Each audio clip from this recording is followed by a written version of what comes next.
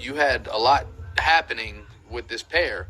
So you had this weird spike down, and then it came right back up, and then you had this weird spike up and this weird spike up. You know, you got literally 500-600 pip spikes, and just crazy.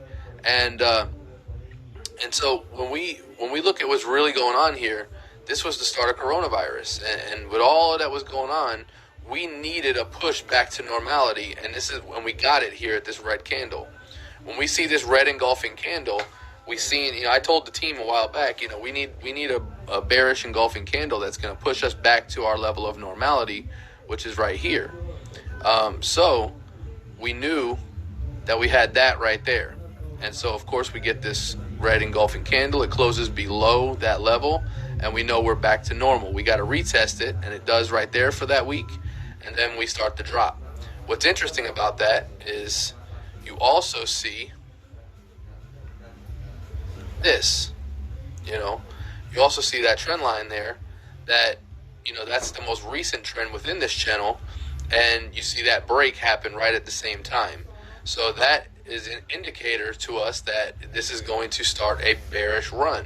And of course, that's what at this point, it did that for 2 weeks in a row. And for a swing trade, we ended up getting in right at this break, at the trend line break. And, we made a lot of money. We still are actually still in a swing trade, on the long term, something that we're planning on holding until we get down to the bottom of this channel. Now, with that being said, we were looking for some shorter term, some in and out positions that we could get on the 1 hour and even the 30-minute chart.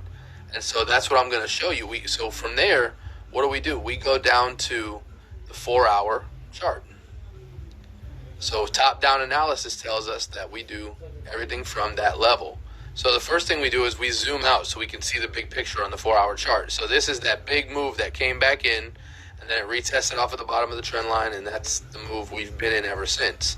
So now, with that being said, let's look for a shorter term entry. So we take a look at the big picture, and here's what you can do. This is a pretty awesome technique, similar to a Fibonacci fan, but I feel like it's a little bit more accurate, is to go from your original point of reversal, which is right here, and you come down to your low point, or your lower highs, okay? And so you can run that, boom, straight on through. And at this point, we knew that it was going to ride all the way down. We catch this break, and we form a new lower high. So then we come back to our original point, and what do?